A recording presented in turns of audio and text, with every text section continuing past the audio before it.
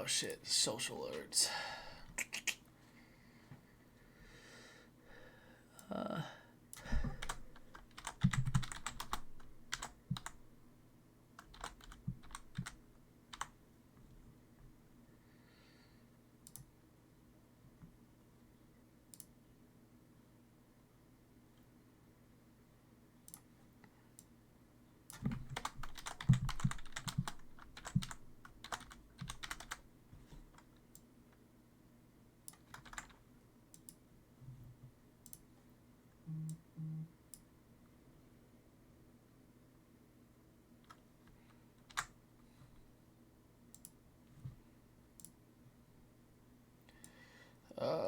Give me a second, guys. Gotta pull some stuff up. Where is it? There's the chat.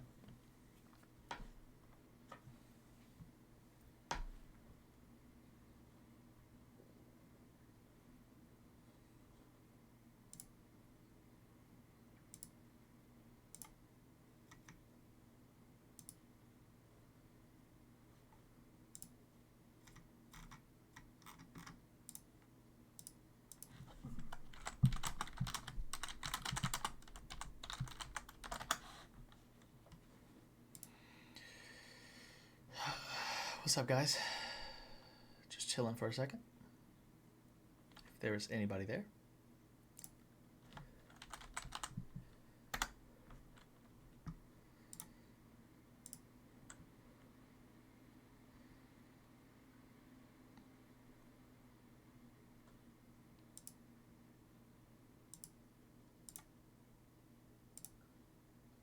Really, we only have a max source of 640? That's crazy. Okay.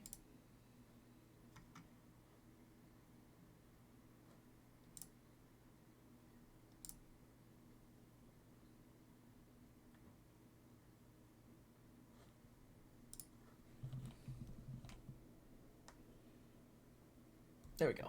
Sweet.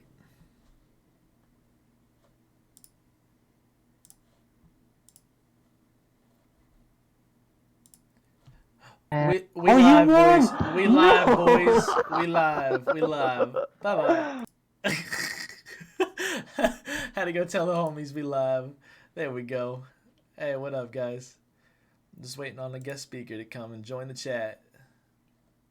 How's everybody's night going?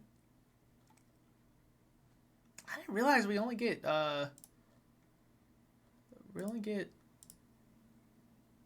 648p. I thought we got better than that. Better quality. Let me know if everything sounds all right. If you guys good. Let's see. Is that Nathan? Hold on one second. Let me see if it's my side. I can't hear you right now. Let's see. No microphone. Yeah, it's my side. Give me a second. We want to change that, and we're going to change this. All right, now I can hear you. Hey, what's up, Nathan? How you doing, buddy?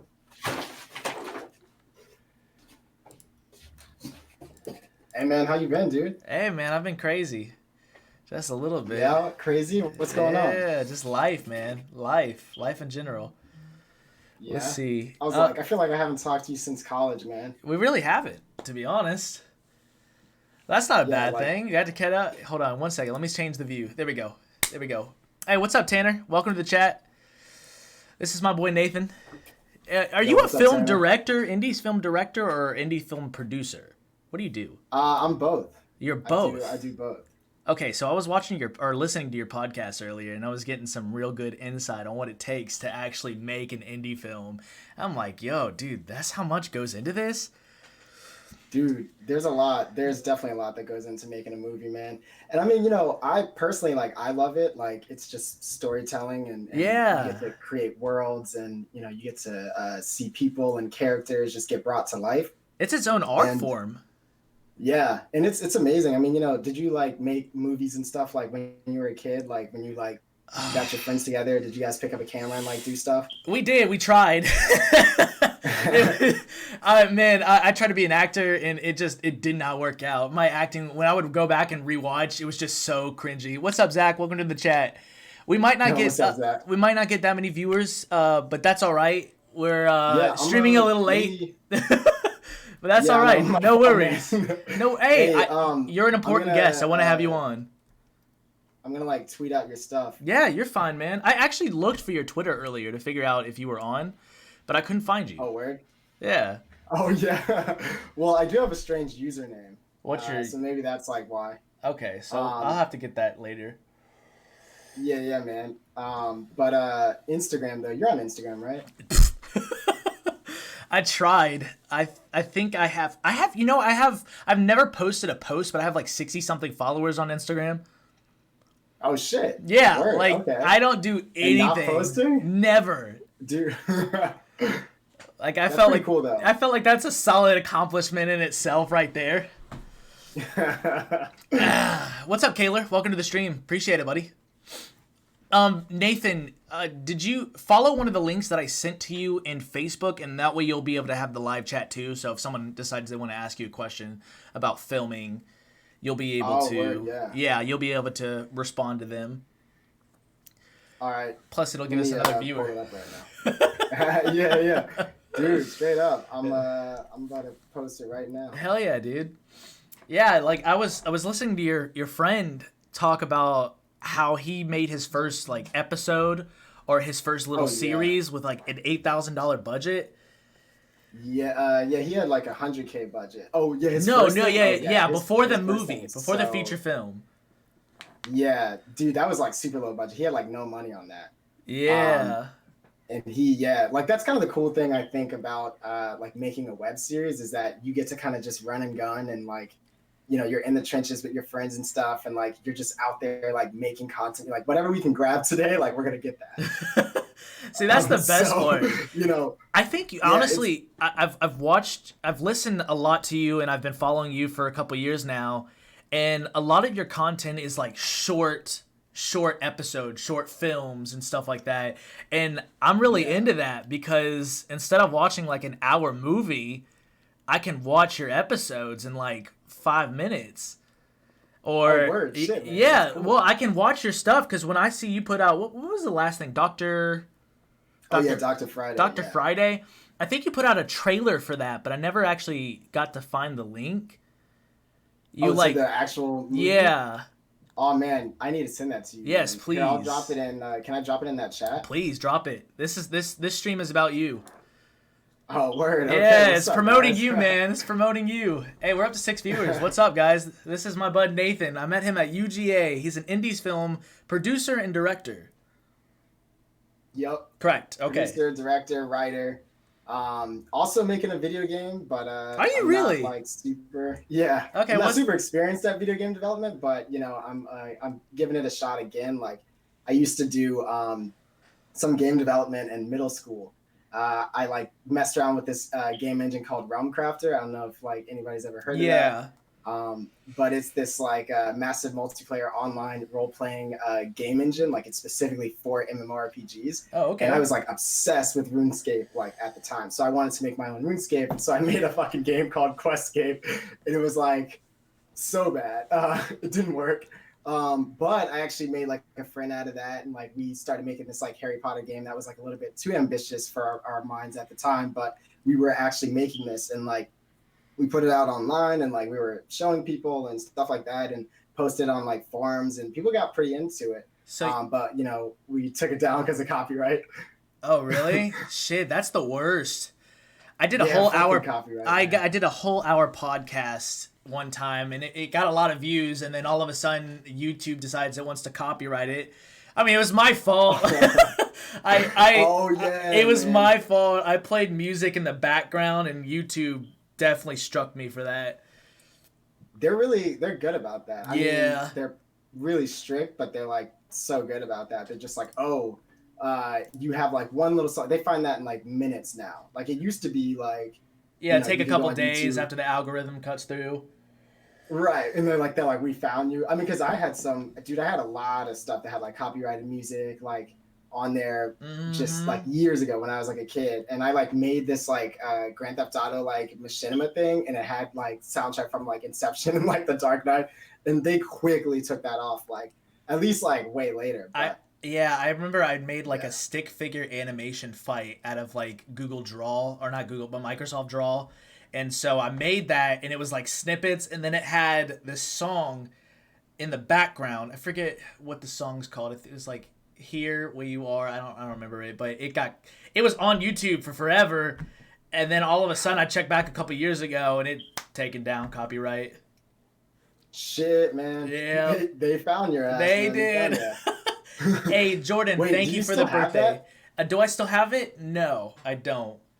I Yeah. wish I did. Oh yeah. Happy birthday, man. Oh Happy yeah, birthday. thank you. Yeah, my So friend what are you, Jordan in the chat said 20, thank you. 20 years old now? I wish, bud. I wish. You're just gonna be like you're like some wonderkin and like Oh, freshman year Benjamin. of college, just showing up. Benjamin Button. Hopefully, I get younger as I age. Oh Yeah. man. The second they find a formula for that, well, with like artificial intelligence and stuff, we're kind of headed in this direction right now where like you're starting to I guess coexist with technology. Right. Humans are kind of depending a little bit more on technology. So like our phones and stuff like that, like we can't really operate without phones now. It's like really difficult. So soon it might come to a point where AI is going to be like there's going to be like chips and stuff that are going to be like in our heads and stuff where we can kind of like communicate to each other better as like human beings. That's a scary thought. It's terrifying. But see, that's the thing though. Like, I don't know if it's scary. Like, I find it interesting. And I feel like it is gonna be a good thing in certain ways. But like, we can't allow AI to have too much control over our lives, or at least be like, because they're gonna be super intelligent. Yeah, it's just like. So Tanner brings up a good point. Have you seen Black Mirror? Like all the reasons, no. You as a film producer have not seen Black Mirror. No, I have not. Bro, you are missing out right now. This Black Mirror literally talks about how. Oh, Black Mirror. Yeah. Oh yeah, yes. Yo, I have not seen the new season. I haven't seen the new seasons at all, but just a few episodes of watching Black Mirror can show you what could go wrong with that. Yeah. Well, yeah. I mean, Black Mirror does a great job of that, though. Like the video game virtual reality episode, like that one was. That's the best episode. Yep. That was crazy. But the best episode, man. That one where like the kid like turned out to be like a pedophile, like dude, that was crazy. I didn't see that one. I didn't see that. That shit was crazy. I haven't watched every episode, but I watched a couple. One where they were interrogating this guy. They took part of his consciousness and they interrogated that part of his consciousness that it was like a real part of him. I watched that one, and then I watched the other one where this dude died and they downloaded his consciousness into an artificial clone. Oh, yeah. So that was kind of creepy. Yeah. Do you think you being so creative and, film oriented, I guess sci-fi can go in that realm. Do you think that, that would be possible one day? Oh, yeah, absolutely. Really? I mean, we're already kind of working towards that. Like right now, there was the Google CEO, and honestly, I don't know if Google Assistant is at this level yet, but like the CEO of Google did a presentation a couple of years ago. Yeah. With Google Assistant, and Google Assistant could basically like talk to and like make restaurant orders and stuff, like talk to people, and it would have like natural pauses. It actually had a human voice and stuff like that. Well, we have a Google Assistant, and that thing is annoying. Right now. Hey, you just broke up a little bit. Yeah, Google Assistant is like pretty annoying, but Google Assistant is listening all the time. Yeah. Can you hear me now? Yeah, I can hear you. What were you saying? But Google Assistant, like, it can, I mean, it's listening all the time. So it basically, like, as long as it's on at least, like, it's definitely listening. So it's kind of like absorbing, like, human language just all the time. That being said, like, because it's recording all this information, it has access to all this information. And right now, AI is, like, kind of stupid to the point where it's, like, it needs parameters, it needs our input to be able to do things. But the second it, like, will be able to become super intelligent, then it can make its own decisions. Right. And then that's where it kind of gets a little bit scary. Well, with the new realm of quantum computers coming out, and I don't know if you've done any research into those, but those are scary in terms of AI and what they can do. I mean, they're like, 300 times more powerful than the most powerful computer today. Just because quantum computers, they can. So computers right now use binary language. They talk in ones and zeros. So quantum computers can talk in both ones and zeros at the same time. So in a position in a computer, you can either have a 1 or a 0. But with a quantum computer, you can have both a 0 and a 1 in that same position. So it opens up the possibility for just a wider range of basically connectivity. And that's where I think the real AI is going to come in. I think once we actually have quantum computers nailed down, I think technology and civilization is just going to skyrocket. Yeah, definitely. I mean, well, there's also going to be that point too, I feel like, where we're going to start, because what is it, like our world is sort of like 3D. We can't really see past, like, because quantum mechanics like goes pretty far with like physics and stuff like that. Right. And if we're able to, and speaking of AI, like if we're able to have like chips and stuff with AI, we can think beyond just 3D. We could probably like do some sort of interdimensional shit. Now that's that like would be crazy, like super sci-fi. But yeah, wouldn't that be fucking cool? That would. I mean, I remember talking to a friend about all the 12 different dimensions that people are theorizing that possibly exist, and we can experience 1, 2, and 3, but we can't experience the 4th dimension because that's outside of our perception. And so it's crazy to imagine, like, what if there's another species living in the 4th dimension, but we don't fucking know. Like, it's just there. We don't have that sense of reality. Like, that would be it's crazy. Just like we're totally like that is pretty crazy. I feel like it's very possible. Yeah, I think my favorite movie that dives into that is definitely Interstellar. Like Interstellar, hands down my favorite movie. Oh, word, really? Yeah. One of my favorite movies ever is his. Is Chris Nolan's too. Really? What is it? The Dark Knight. Really? Okay. Dude, I love The Dark Knight, man. What is it about it? I just like. I mean, for one, it's the movie that for sure made me into Batman. Like, I love Batman as just a superhero, and actually, he's not really a superhero with like all one word, but he's more of like a superhero is like how I like to consider him, because he's really extraordinary. Like, he's so extraordinary just as like a person, but he definitely comes from like a bad past, and he's also just like a human at the end of the day. Like, he's not superhuman. But he is like superhuman in the sense that he just kind of like can get up and like do all these crazy things. Yeah, his IQ, if I remember, like the dude's IQ is like in the 200s. Yeah, he's ridiculous. He can go toe to toe with Brainiac, and that's crazy. Oh yeah, he can. Like, but dude, he can go toe to toe with Superman. I know that shit is wild. Batman is extraordinary in himself.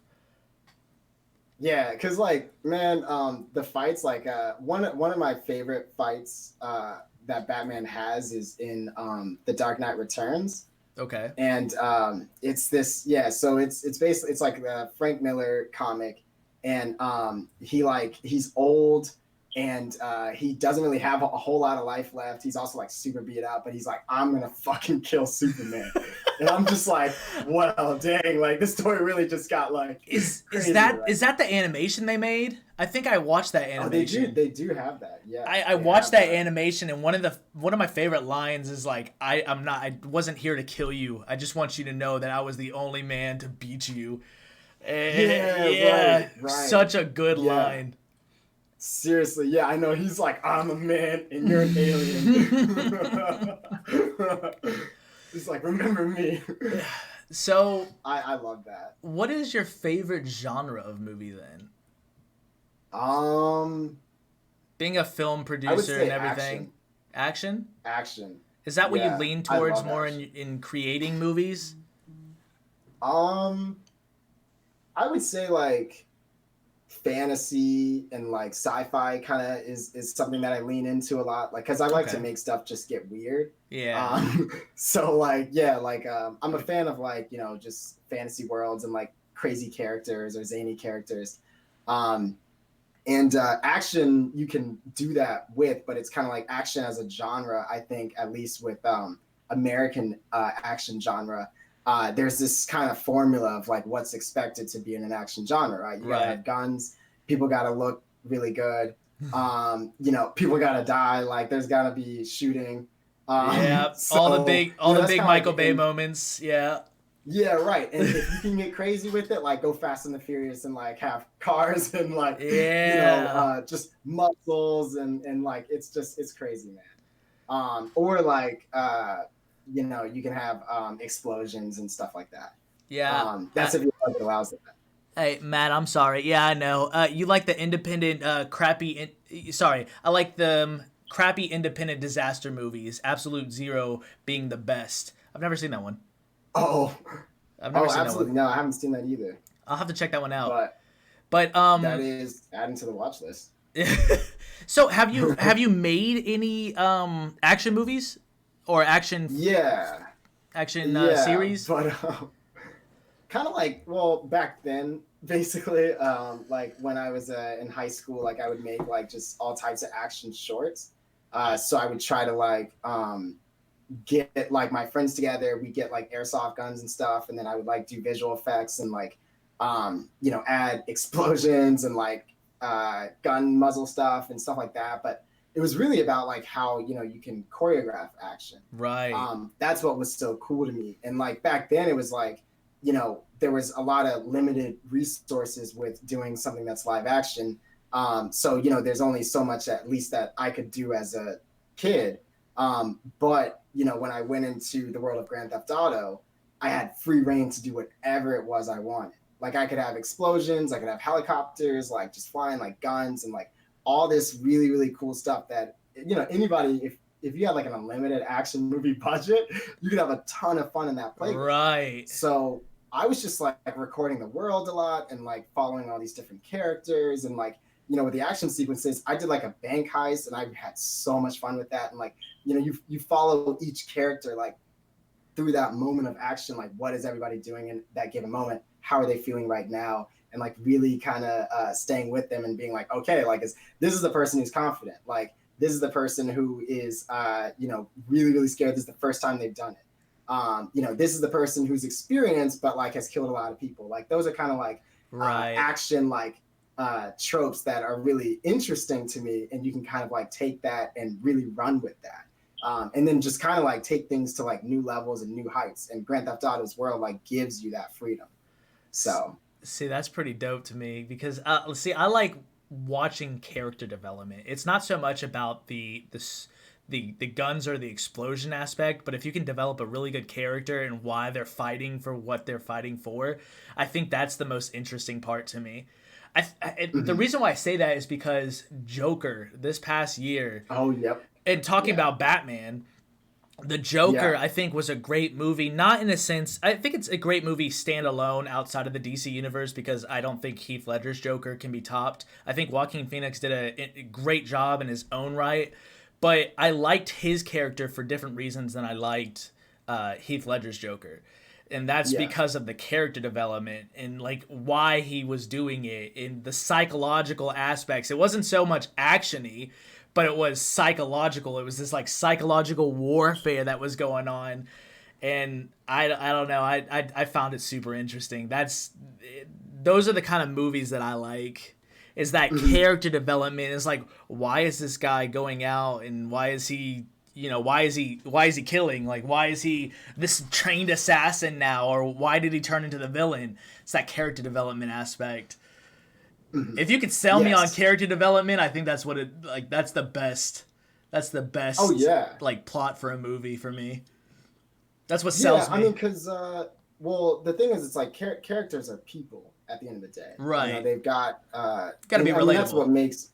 Yeah, I mean, like what makes to me what makes a great movie is characters who have actually lived a life. You can tell, and through the movie they have to make decisions on what's currently happening, and it's usually like a movie is sort of like the highlights of a moment in their life, or maybe like a long time. Like movies can go on for like the passage of time can be years, but you're kind of following them on this journey that they go through, which is life basically, and so inevitably like they are going to change. They're not going to be the same person each day. They're going to be a different person each day. So the movies that really kind of take that and really run with that journey, like you're like, oh well, I'm with these people right now, right? And that's why you feel so close to them. And yes, it is a lot of development, and it's like that's what makes it so interesting though, because it's like there is so much development that they have to do, because they're in a situation where we're like,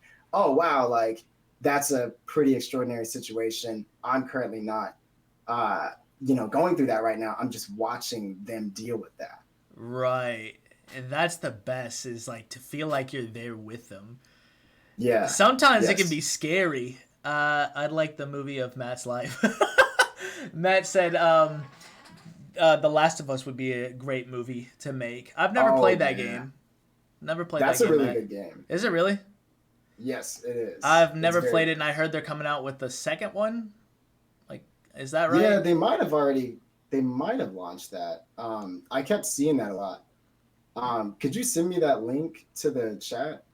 Yeah. I can't find that let me open this back up. Sorry, guys. Let me do this. My fault. Yeah, you're fine. It'd probably be easiest just to take it from here. But I sent it to you through Facebook. Just follow that link. Dope. And you'll have it up. You'll be able to see your beautiful face on screen. Everything will be good. So, what's the hardest part about doing these kind of movies? Like, I know you're like all around. What's the hardest part about filming a movie or a series? Ooh, Well, they are two different challenges. Okay, let's start with the question. Movie. Let's start with the question then. Which one's harder and which one's easier? Filming a movie or a series? Well, I would say episodic is harder. Really? Yeah, because with episodic, you're dealing with multiple episodes. You're dealing with a lot of different characters too, a lot of different stories. And in a movie you can do that same thing, and I'm actually working on a movie right now where I'm working with like an ensemble cast of characters, so it feels TV in that regard, but it's also like a shorter process. With episodic, you're going on for like years, or however many episodes you decide to go. The biggest challenge I had when making the web series that I did was that I was shooting it in very little time, and there were a lot of episodes that I had written, or at least more than what I ended up shooting. I ended up condensing a lot of stuff, cutting out some characters that really didn't need to be in the story, because I was kind of like, oh, well, they're better in like a season 2 arc. Because at that point, it was kind of like, oh, well, now we're following this. And like sometimes, your budget doesn't allow it either. So I was like, okay, I'll shoot in 6 days, and it's like going to be 6 episodes. And so, you also have to edit all that stuff too. Right. So, I was shooting kind of an out of sequence. And, that's the good thing about that, was that I got to like watch a lot of dailies and then sort of redesign my story. So I got to, and dailies are basically like clips from the day. Like you get to just, like once you shoot the movie, you get to like watch the footage. And then just kind of decide like, okay, like these are moments that I liked in this footage, and right. What do I want to do with them? Is it going to help me tell my story? But yeah, episodic, it just took a longer time for me. Yeah, and I feel like that one would be the worst, or not the worst, but like the most challenging in that sense. Yeah, it is. Yeah, it's just kind of like it's fun. I would say it's a lot of fun, because I think episodic is like it's kind of like you get to go on like kind of a journey with the cast basically, and which is like really cool to me. Oh, I think he cut out. Has left the meeting. Hold on, guys. Technical. Double face. Hey. Hey, we're here. Let me. We're gonna do this.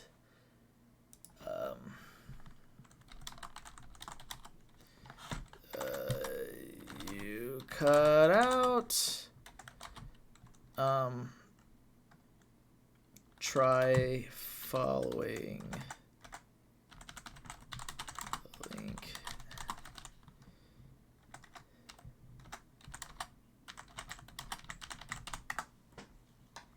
All right, sorry about that, guys.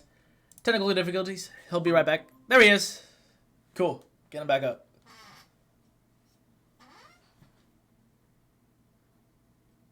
Perfect. We're back up. Hold on. I can't hear you now. Make sure it's not my side. Say something. I can, but you sound muffled right now. Better. Here, let me see. You're good. Okay. Dope. But your All right, man. your camera's a little laggy, so. But all good. We'll just keep it rolling. As long as we got sound, we're good. Okay. Yeah, we'll keep it rolling. We'll keep it live. Yeah, we're gonna keep it live. But yeah, the show must go on. I think you're. Yeah. There we go. So yeah.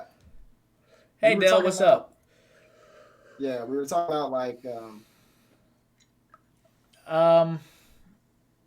Yeah, I think I have a short episodic stuff. Episodic, yeah. I have a bad short-term memory. So. Just keep it rolling, man. New topic. Here we go. All right. There was one thing I wanted to ask you, and it got me thinking.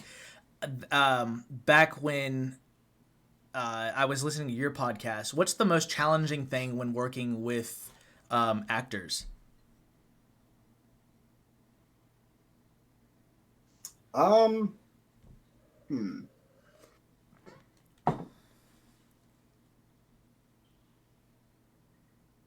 You still there? I don't know. I would say like when it comes to actors, it's yeah, I'm still here. Can you hear me? Yeah, it keeps freezing, so I'm just making sure. Yeah, I can hear you.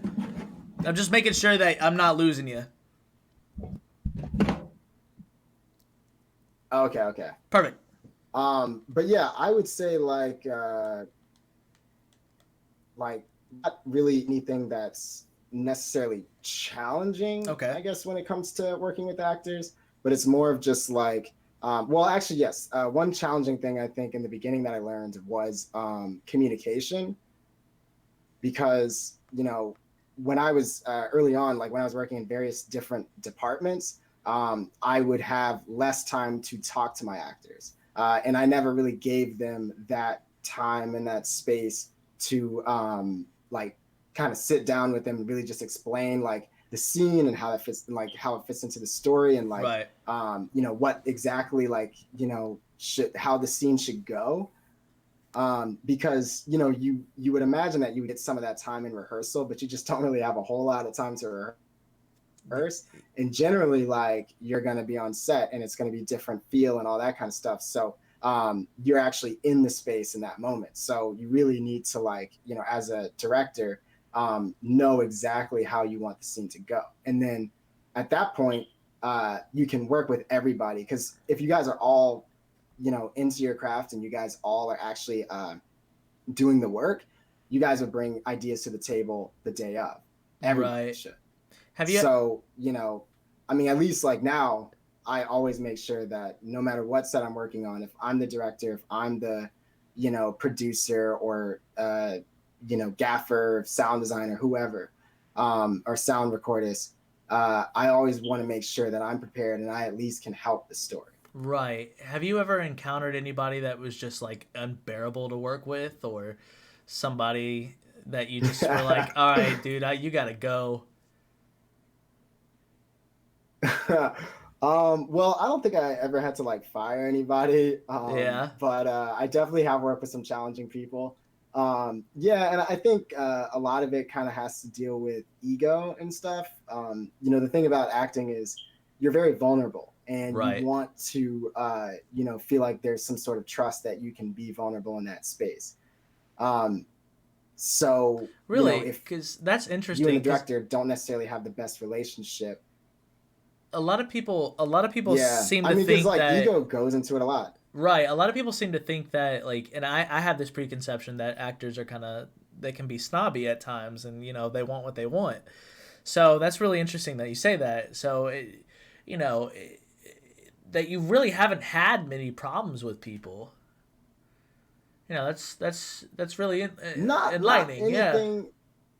Well, I mean, that's the thing. Like, you generally just don't work with or hire, the people that, because, like, I mean, whenever I'm directing my projects, I've always been the casting director. So, like, I can at least meet and also pinpoint, like, okay, this person seems cool and not crazy. Right. Some people, who submit obviously are pretty crazy. But you can kind of like fish out like, who people are just based off of their profile and their resume and stuff like that when they submit it to you. And then when you bring them into the audition room, that gives you a chance to actually like meet them face to face and be like, oh, okay, like, are you a weirdo? Are you not? But, I was actually very lucky with Dr. Friday. Like I did most of the auditions just from self-taped. And then some people I knew and some people I had just met. And I was like, oh, you're cool, you're cool. And so then, I just had like initial meetings. And like those initial meetings, it was kind of like, okay, like, can we work together? Like, are we compatible? Like, do we like, are we fans of this genre? Are we, what have we seen? What have we not seen? What is it that, just basically connects us to the material? So you kind of learn very quickly, like, okay, like, this person I can work with, this person I don't, but usually it's not like happens. But I have worked with somebody though who it took a little bit of time, I'd say, to like That's a get nice way that of level saying of it. trust. Yeah. But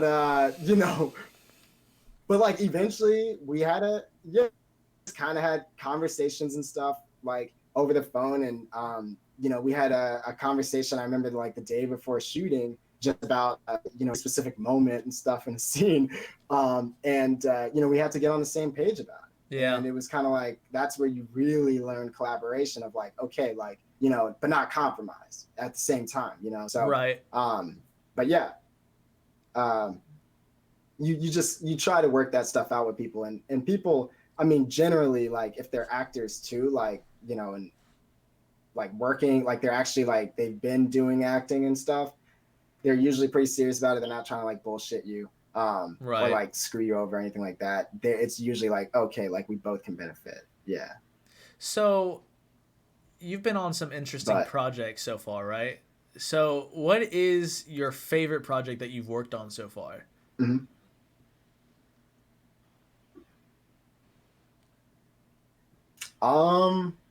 The Walking Dead.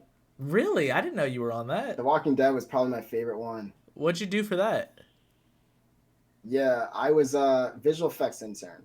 Yeah, I was a What? visual effects intern. Okay, shoot. So what does that mean? I Yeah. mean I'm stupid and I don't know anything Yeah, that about shit was fun, man. I don't know anything about films. I don't what is visual. I mean I get the general sense of visual effects, but what does that mean? Oh, Like are visual you doing effects. makeup or something or Yeah, yeah. So no, no. Well, there is makeup special oh, I gotcha. effects. But that's a whole different department. That's like the zombies and stuff. Like that's what they make Okay. the zombie prosthetics. But visual effects is actually computer generated effects. Oh, okay. So CGI stuff like that. That's all VFX work. And as an intern, on a lot of job was sort of documenting as much information as the visual effects department needed, at least the 2D visual effects department needed, because in Atlanta, they worked with a 2D visual effects house. So what does it take to So anything like blood,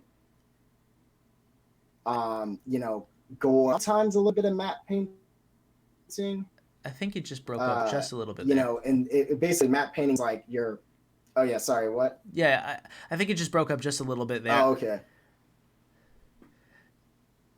But yeah, matte painting is okay. Am I back on?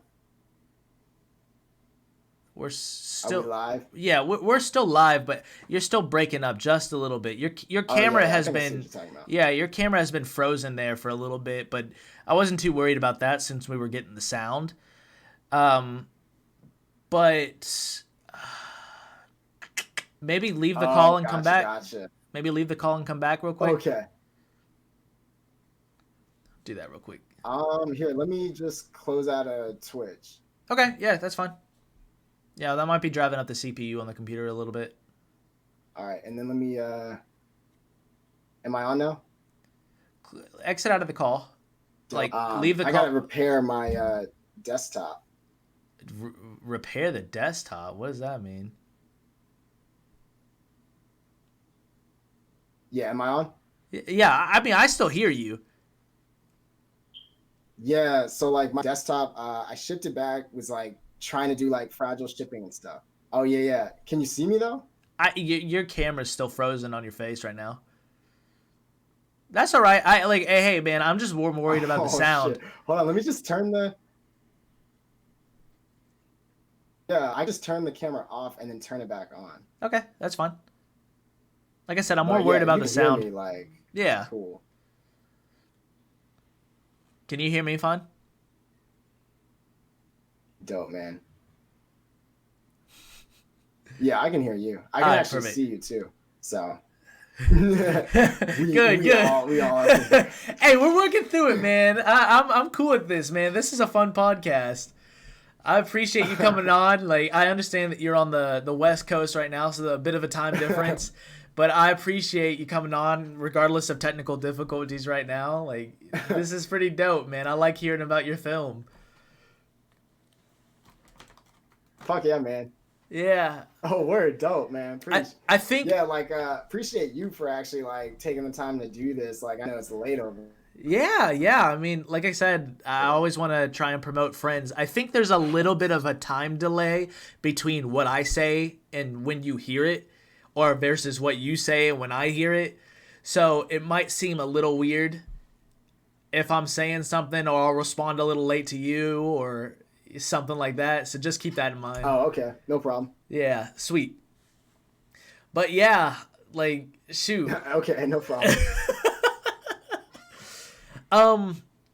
So you're a creative guy, and I want to ask, with films and movies and music and everything like that, and the whole creative industry, do you see creativity as like this dying resource, or do you think that there's still an untapped field in creativity that we're just not looking at? Wait, say that again? So, knowing that you're a creative guy and you're into like building video games or making your own movies, would you say that even though there's a repetitive aspect with some of the concepts in movies and TV shows, would you say that creativity might be dying a little bit? Or do you think that there's like an untapped market of creativity that we just haven't reached yet? I would say that there's definitely an untapped market that we haven't reached yet. Yeah.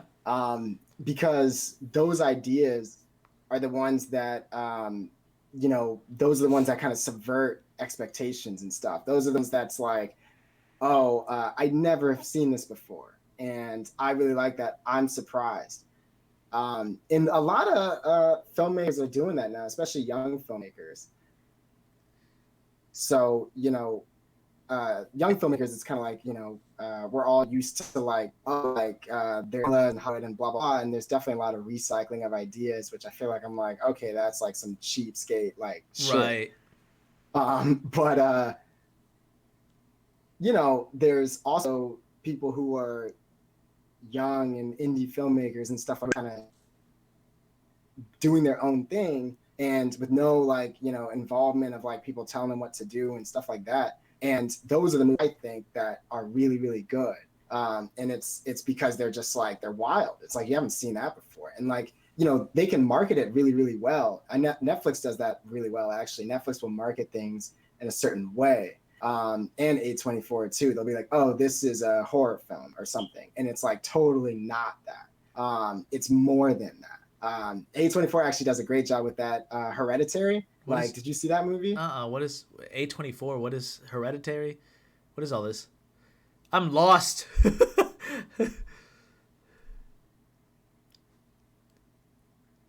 Oh yeah. A24 is A24 is like this independent movie studio. And there's a movie, you might be familiar with some of their movies like Moonlight, Hereditary, Midsummer. What else? Witcher. And then yeah, they do like kind of indie like horror movies, dramas, and stuff like that. And if you haven't seen them, I would definitely encourage you to check them out if you like horror or anything like that. I like horror, but my wife doesn't. Hereditary is kind of this really weird word. Yeah, I mean, I used to not be that into horror, like, so I can understand. I used to be kind of like scared of horror, low key. I was kind of like, oh man, that shit is scary. That shit's like bad shit. And I don't know if I can really handle that as a little kid. And as I got older, though, I started kind of tapping into my fears a little more. I had like a lot of anxiety and stuff like that. So I was kind of interested to see what other people's minds were like. And so horror really kind of untaps that.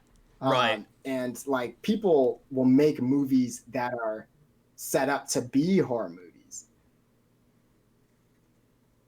But it's kind of like they go in all kinds of different directions and they blend different genres and stuff like that into that. It's almost like they kind of create their own genre out of it. You watched this movie Parasite recently. I heard about that. Can you hear me now? Yeah, I can hear you. I heard about Parasite. Yeah. I haven't seen it Parasite, yet. Yeah. Do you have a synopsis of what is that about? Like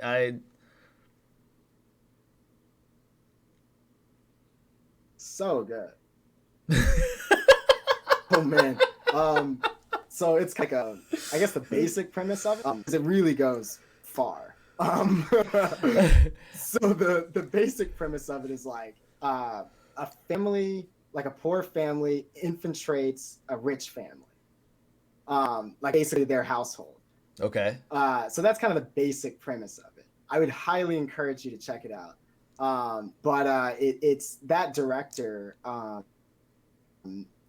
he actually like his movies, like I've seen some of his movies, like some more of them. I haven't seen his first movie and I really want to see it. But like that's kind of what he does is like he'll set up a basic premise and then he just goes in like 50 different directions with it. Like you think it's going to be one thing. And then it's like after you try to guess maybe a couple times, like at least, like I've done that. I'm just like, oh man, like this probably is going to happen.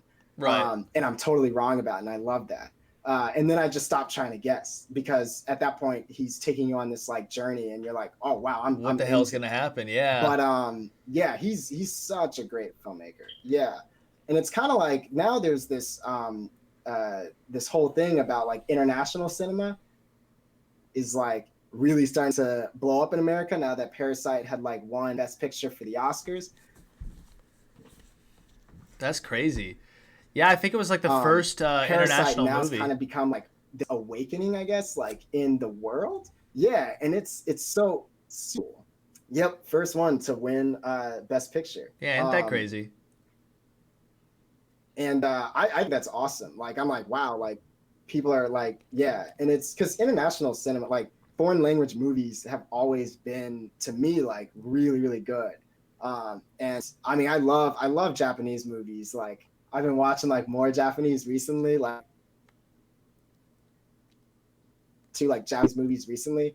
And I'm just like, man, like that was a crazy movie. Like I gotta watch something else. And like, there was a movie I saw the other day called Audition. And it kind of like, it's almost like that whole thing where it sort of creates a genre where it's like horrific and it's weird and it's really interesting at the same time. Like it's like it's basically a movie that follows like a guy who his wife died, and he's now trying to remarry. And like his friend who's a producer in the movie industry is like, well, why don't we hold an audition? And so he auditions people, but his eyes are really set on this one girl, and it kind of just takes that from there and puts them on this path to ultimate fate, I guess. And it's really wild. What's this one called? Recommend. But I don't want to like give too much away without. Yeah. What's this called? Audition. Audition. Yeah, I think the only Japanese content that I've consumed or digested has been anime. Yeah, Audition. Yeah, it's like you watch anime? Oh, I love anime, dude. I freaking love it. It's definitely dude, give me some recommendations, man. I'm trying to get back into it. Well, what kind of animes do you like? Do you like action animes, or do you like laid back animes where it's just a slice of life, or do you like thought provoking animes? There's so much out there. Thought provoking would be cool. Have you watched Death Note yet?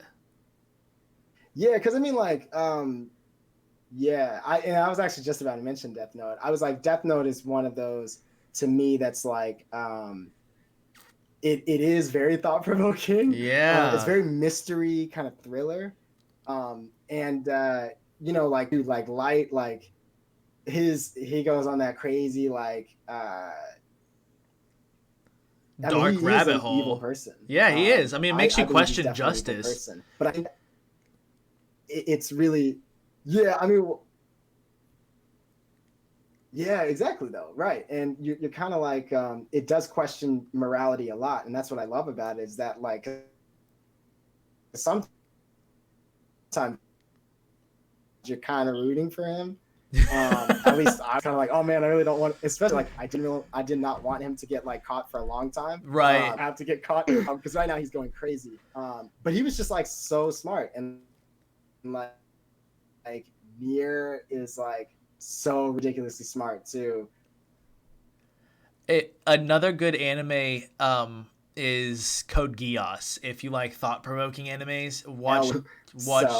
God, such and like.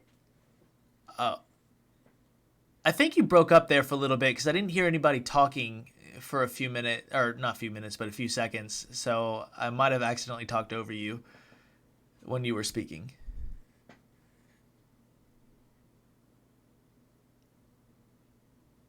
No, it's fine. No, go for it. Are you, can you hear me? Yeah, I can hear you. Okay. Non-Bioria Bang Dream. What the fuck you heard, Kaler? Creativity isn't dying. Some people are just less subjected to it. Well, no, not all right, maybe not creativity. That might have been a bad question, but originality. Originality is a better question to ask. Is originality dying, not creativity? Because it's hard to find something original. I mean, thinking about superpowers and being original with superpowers, like how original can we really get at this point with creativity so saturated with social media or all the outlets we can use to promote our own sort of creativity? Like genres, I think music genres is another example. Each music genre, I think, slowly changes over time. Like dubstep kind of became this more electronic dance music realm, but it's not dubstep anymore, if that makes sense. But it evolves over time into something new, but originality is sort of... Oh, really? Well, at least that's what I got out of it. Like, you don't really hear dubstep anymore, and before dubstep there was no EDM, so it's like kind of made that transition to that kind of genre. I had a huge talk with Zach just now. Oh, nice, Kaler. So it's more of the originality aspect. Like, I feel like originality might be dying, not creativity. I'm sorry to get off topic. I was just reading Kaler's Yeet Brothers comment. But yeah, watch Code Geass. Code Geass is really good. Oh yeah, no, I think he broke up just again. Code Geass. Yeah, Code Geass. Let me see. Fantastic show. Um, Definitely got to be on one of my top fives. wait, how do you spell that? Code and then Geasse. Oh, Code Geass. I think I spelled that wrong. Yeah, man. Well, what is that about actually? And then I want to get back to originality. You were talking about originality in music. Yeah, so Code Geass is quickly just a synopsis about this guy who is oh, your camera's working. Hey. Oh, I better not jinx it.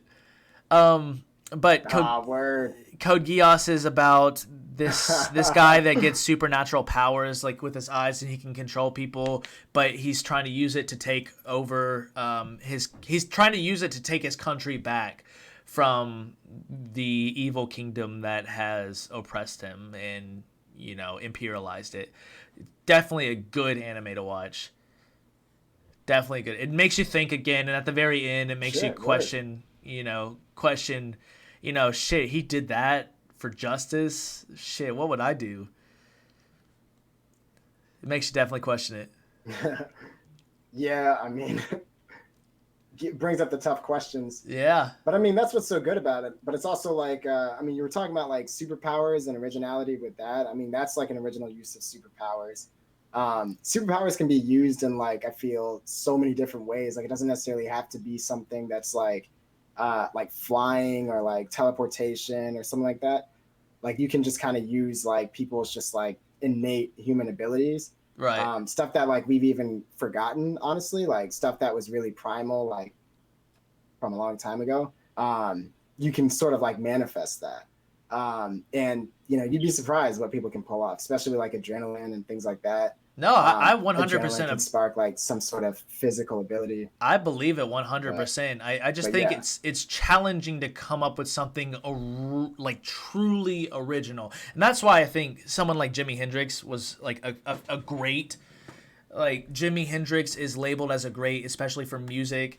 I mean, Stan Lee is a great because he came up with Spider-Man and these powers before they were even a thing. I mean, I don't know if he copied off some guy beforehand, so I don't have the facts, but religion, man, religion. Yeah. Well, like Spider-Man, for example. Spider-Man was there was superheroes weren't a thing. I guess they were. I guess you're right. Like a religion had the superhero aspect with Odysseus and even those aren't. We could talk about Hercules and all those superheroes back in the day, but like Jimi Hendrix was be able to create like a whole music genre.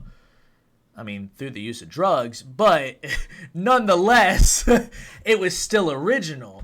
And that's why I consider him like one of the greats, because he was able to generate that whatever power he was sort of tapping into. Like Nikola Tesla, like was an original. He was a great because he was able to tap into these ideas that were just so original and profound. They changed history forever. So, I mean, I don't know if today's society originality is dying. I definitely think that there will be a renaissance in creativity soon, but right now in 2020, I think it might be a little saturated or leveling out. I definitely believe that there's going to be a renaissance, and I think people like you are going to lead that renaissance. Yeah, well, I mean, I hope I can be a part of the change, but I think that I wouldn't agree with that, though. All right. I think that there is a lot of originality right now, at least especially right now. I feel like there's always kind of been this like just originality. I don't know if it ever has died necessarily, but I mean, I do believe that there is a saturation of ideas that are like at least ideas that are being expressed, such as remakes, right? Like that's just one example. Or like, music that sounds very generic, like, oh, like bump, right. pop, like this is supposed to be someone supposed to be excited about, and we're not. But there's always the people though, and it's usually people that have not, who are not known in the genre or known in the space or whatever medium that is, like such as artificial intelligence or like music, especially music. Like music is new all the time. Like we hear people like just coming out of nowhere. Like at least rap is very much that. Rap is very much like, oh, like I like the people who come in with new voices and are adding with like the people that we love and stuff like that. Like I mean, I love that, seeing that Right. collaboration, these guys kind of helping the young people up and being like, okay, like yeah, you got a good voice, you're gonna kill it in this game. Well, and so that's the distinction I'm trying to make. Like, there's a difference between creativity and being creative with ideas, and using like building off of current ideas. And Kaler says originality can't die because there's an infinite amount of combinations and possibilities. I agree with that. I think originality is still exists. I just think we're plateauing out and we're going to hit this originality renaissance. And why I say that is because of your comment about, like, let's talk about rap artists. And it's a great genre, which is creative. It's creative. But thinking down to the basics of what rap is, it's people building off of previous ideas. And again, that's creativity. But if I ask you to imagine a shape that has never been, or imagine a new existing creature that doesn't have 4 legs or like something, or these appendages, like you can do that, but it would probably be preconceptions of other ideas mushed together to create what you're creating. Or like the better example would be shapes. Ask you to create a new shape. Like if you tried really hard right now to create a new shape, it would be almost nearly impossible. It actually would be impossible. So I mean, go ahead. Okay, well, go ahead. Speaking of new shapes, right? Like, right. You were talking about this earlier with like fourth dimensions and new dimensions and stuff like that. We're gonna have to reimagine how shapes work. That's right. the thing. I feel like we're constantly developing concepts, but we've always done that, though. I agree. I feel like that's what is originality, though. That's where I'm getting at, and that's why I think right now, currently, I think originality has kind of plateaued out. But I think that there will be a renaissance of originality coming soon, whether it's with the advancement of technology or just the advancement of our own evolution. But I think social media and the use of internet hasn't done anything to help that. I think we've kind of hit this plateau until we break past that fourth wall or that fourth dimension, like what we were talking about. I think the points touching. my new shape of the 2 dicks back to back, Kaler. Oh my gosh, the points touching. Yeah, that's it right there. Original content. You heard it first on DayDreams podcast.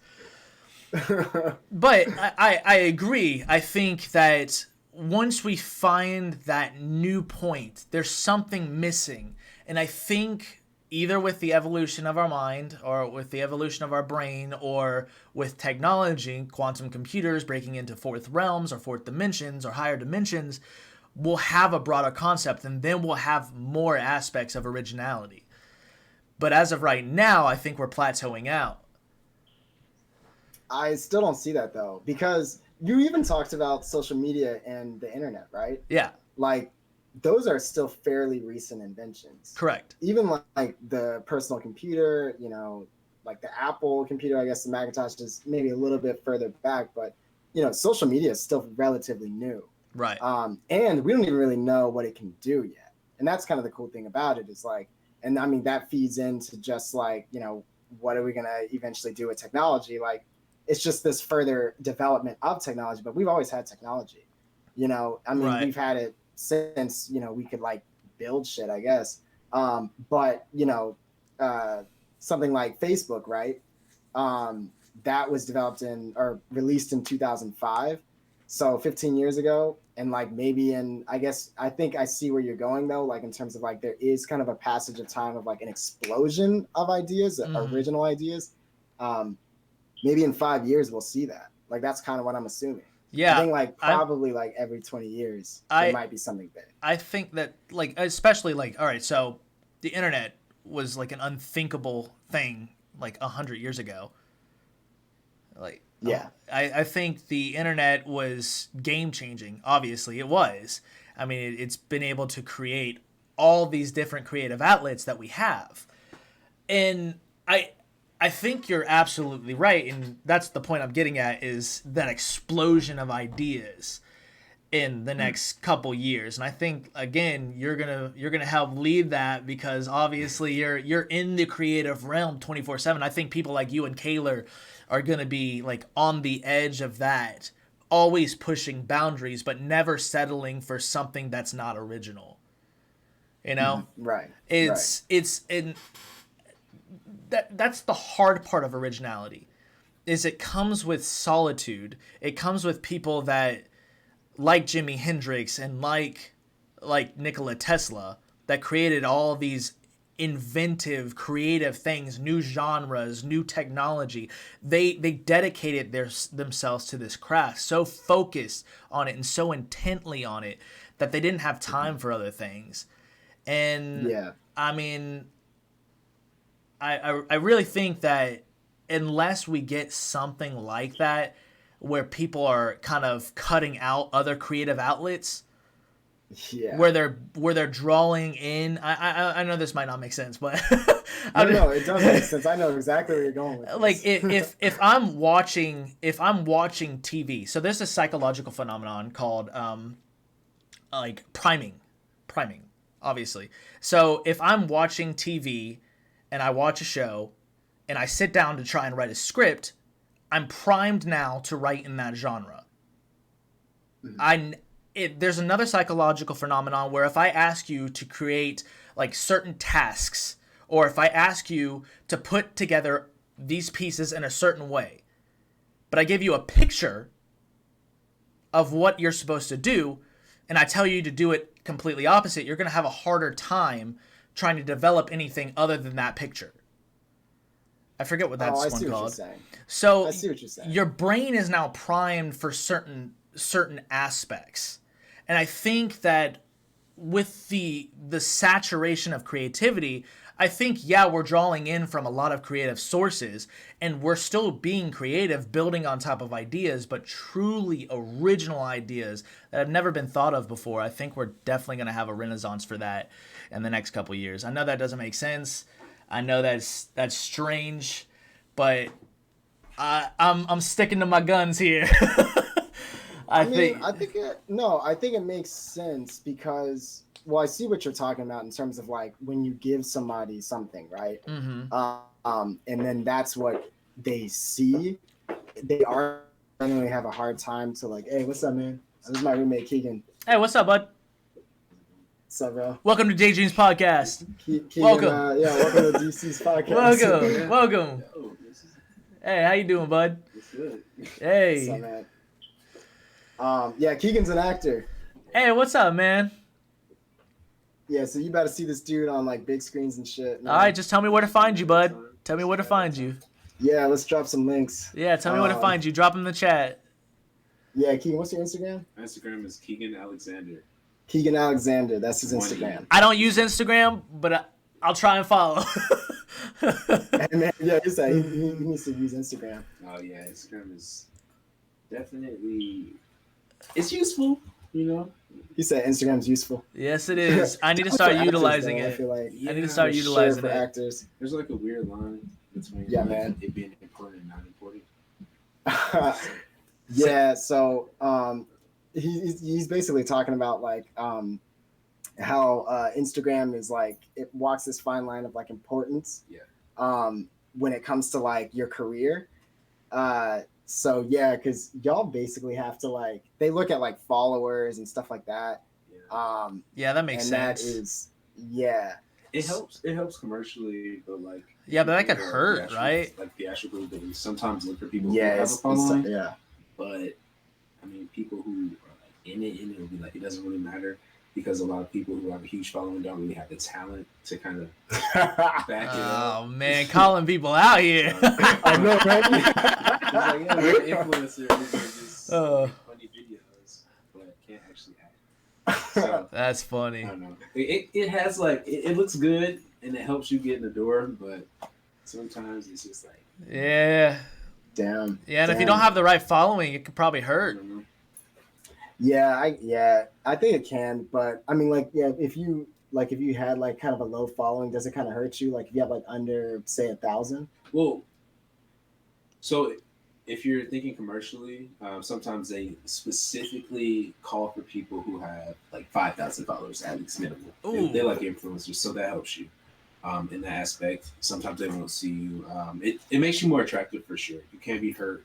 I don't know if it hurts you like a lot, but you could get an extra look. You know, you can be considered where you wouldn't normally be considered if you have a higher following. Any tips on growing social media? Yeah, you got any tips? It's good. Any tips on growing it? Any tips on growing your following? Be consistent. Be consistent. Like, pay attention to your audience. Like engage. Like comment. Like. You don't have to necessarily post 35 times a day. That probably will make people unfollow you as opposed to following you because just like I'm tired of seeing your face. Yeah, it makes sense. But like aside from that, just explore Instagram. Look at like hashtags. You want to promote, you can promote. Oh yeah, like make the your kind of button. business account and like promote, but I mean it's not necessary. It's just more so just engagement, just doing you know, being consistent. All right. And posting things that are quality. If you have something that people look forward to, or if you have something to offer somebody, it's just like, why do I follow you? Why do I continue to follow you? Are you offering me tips? Do you post really cool pictures? Are you like giving me great recommendations? You know? Okay. Do you make me feel? Are you somebody? Honestly, I talked with this photographer. Her name's like Sarah Organic, and she's really dope. And she knows a lot. She does a lot of influencers. She has photographed like tons of like famous fitness people, and she says people fall in love with the person, and that's why all of these like social media giants have like personas that they craft, you know? Right. Because like I'm gonna follow you, I'm gonna like your thing because you like I can relate to you. There's something I like about you. So if you show who you are, if you talk to people, honestly, videos really help because people kind of get a glimpse of your personality. Yeah, just give something that people. Shoot, I need a note and a pen. You know? Write all this stuff down, bro. Good words of advice, man. Yeah. Shoot, I need to write all this down. Grow my Twitter page, man. I'm stuck at like 23 followers on Twitter. Dude, man, I mean, yeah, because I need to grow my like Instagram. I feel like the film industry especially kind of rides a lot on, you know, Instagram and Twitter sometimes, but Instagram for sure. Like people are always like, what's your Instagram? Yeah. And it's like that's kind of like your business card, I guess. Yeah. The more followers you have, the more flashy it is. Like it helps with visibility, you know? Yeah. And people actually will be like, "Oh shit!" Like if you had like 100K. I guess that would be good for. I guess that would be good for this podcast because I could use it to like put short video clips on, and people could just watch it real quick, like a minute video clip. That'd be interesting. I could probably do that. Dude, do that, man. Yeah. Yeah, like I mean, I think that'd be perfect, especially for something like this. Like, you know, you can edit, like you can have all these types of clips that you can just put on any kind of social media form, like Instagram, Facebook. Like Instagram goes up to like 1 minute, and like you could totally just like throw some preview on there or something like that. So heck yeah, I'm gonna have to do that. I think you could totally do it. I'm gonna have to invest in that now. Yeah, right. Yeah, Keaton gonna be our social media. All right, yeah, I'm gonna hit you up, bud. I'm gonna hit you up. Yeah, we gonna all hit you up. Hit me up. Yeah, he's like, I try. Percentage once you make it. That's all. What do you say of that? Manager. Exactly. It's I like have multiple streams of income out here. It's stressful. Fucking LA is so expensive, man. Yeah, I can only imagine. We went to New York this past weekend, and oh my gosh, it was expensive there. And I've only heard he was in New York too. Yeah, really. This past week. Oh heck yeah, dude. We might have passed you on the street in the billion people that are there. Oh yeah. Y'all probably like saw each other in like passing and shit. Could have, man. I was there with my wife. We walked all around. We hit up Brooklyn, Bronx, Manhattan, New York. Like we went everywhere. Oh shit. Damn. Yeah, we walked. Oh my gosh, man. I think I pulled a muscle too. It was so bad. You can get so many steps in. I feel like you can just like. Oh, for sure. You know, be walking miles and miles. Yeah, we were you crazy. gotta be taking the trains and stuff. Or just spend like thousands of dollars a week. Yeah, Uber apparently is expensive out there. Yeah, we took the transit out here too, but yeah, but I mean, we like LA is just so much traffic, which is why I was like so delayed too to like get here. I was just like, man, there's so much traffic on the roads. But today I actually made an effort to take the back roads because in LA it's kind of like if you take the highway, like especially one specific highway, yeah, you're not called getting the 405, you will never get home. At least like you're lost in the abyss. Yeah, it's right. It's actually like a sea of traffic. Oh, and man. It's just like impossible to get out of that. That's one of the reasons why I hate living in Atlanta. And oh my gosh, I can't do traffic. I could never live in LA ever. Yeah, man. It's so traffic in Atlanta is getting worse. Is that actually happening? Traffic is always bad, man. It's 85 and 285. Traffic's terrible, but I can only imagine that LA's worse. I know LA's probably worse. I was in Atlanta in August, and the traffic that I was in was bad, but it was only like during a certain time of the day. Yeah, it's only bad during like 3 to 4, or not 3 to 4, but like 4 to about 8 or 9 on 85. Oh shit! In the afternoon, like the rush hour time. Yeah, that's the afternoon when everybody's going home, but it's bad still at like 7 a.m. to about 10 or 11. So those two times. Oh, dang. Yeah. But we're hitting out about like I think we're a little over an hour now. So word. Yeah, we can call it tonight. Yeah. Let's do it, man. All right. Let's do it. Hey, but I'm definitely going to have you on again. So you're using you're using your laptop right now, right? And you just sent your desktop back. I'm using my computer next time. Okay, that's perfect. So I'm trying to get it fixed like this week or next week. So are you using your phone? Yeah. No. Oh, that'd be my crazy. phone is like, dude. I know. Technology, man, it's gonna get to that point. I'm telling you. I believe it. We're gonna have those like computer chips, dude. I believe it. Be like, I'll see you on like on the wall or something like that. I'm gonna be hologram. I want to be a hologram. Yeah, exactly. That's gonna be cool. Yeah, let me just hologram you in real quick. Hey, that'll be an interesting day with social media. Being able to like actually hologram people and you feel like you're really with them and you can relate to them. Oh, that's gonna be a tricky thing. Cool. That's gonna be tricky to navigate. It'll be cool, man. I mean, I think that sounds like a cool idea. I'd be down for something like that. Hey, that's a pilot episode right there. Yeah, right there. That's a pilot episode. These ideas down. All right, buddy. All right, But I appreciate you being on the podcast. I'm definitely gonna have to keep you updated, and I'm gonna hit you up probably in a couple weeks to see if you can come back on. Because I really enjoyed having the conversation, and we could talk more about creativity and everything. There's some questions here that we didn't get to, like, is the gap of human intelligence widening? Are smart people getting smarter and dumber people getting dumber? Yeah. I do believe that. You do believe that? Absolutely. Just a quick answer real quick. Well, because, like, I mean, people who are, like, stupid, like, my day job is, like... I'm just telling you that. People who are stupid. Oh, that's great. Yeah, like straight up. Because, I have a day job. I work in like customer service in my day job, right? Just to pay some bills. And like, man, some of the people that I deal with, it's kind of like, okay, like, are you trying to think? Yeah. Or are you just having a very hard time thinking? And maybe some of it has to, be blamed on social media. Yeah. And these smartphones and all that kind of stuff, because we don't really have to like. There's certain things that we can just access very quickly, but but people who are smart are actually like, oh, let me think about that. Well, there are two. But we might think it's common sense. I think there are two things or two aspects that go into that. The first aspect is I know that human intelligence, at least like the standard deviation of IQ, is increasing over the years. So people are actually getting smarter on average. The other problem is, Kaylor says, bro, some people are mad stupid. Yeah. Well, the other problem is the human population is also increasing exponentially. So we're going to get a wider range of stupid and smart people at the same time. So I definitely think that those two things contribute. I don't know how IQ influences it at all. I mean, so that'll be a conversation for another time. For sure, for sure.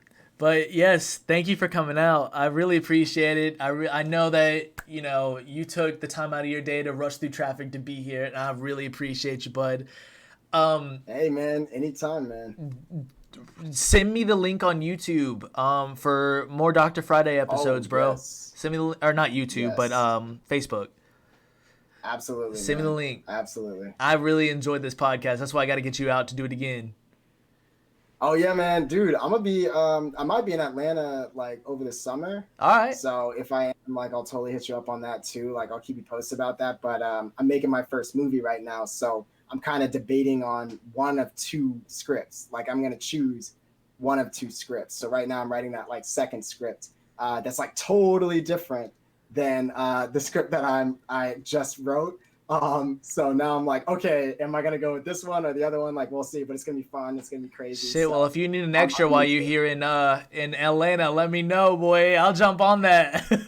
dude, absolutely, man. We're gonna put you in that movie. I'll write you in. Hell yeah. All right, buddy. Well, thank you again. Dude. I'll hit you up in a couple weeks. We're gonna catch back up, okay?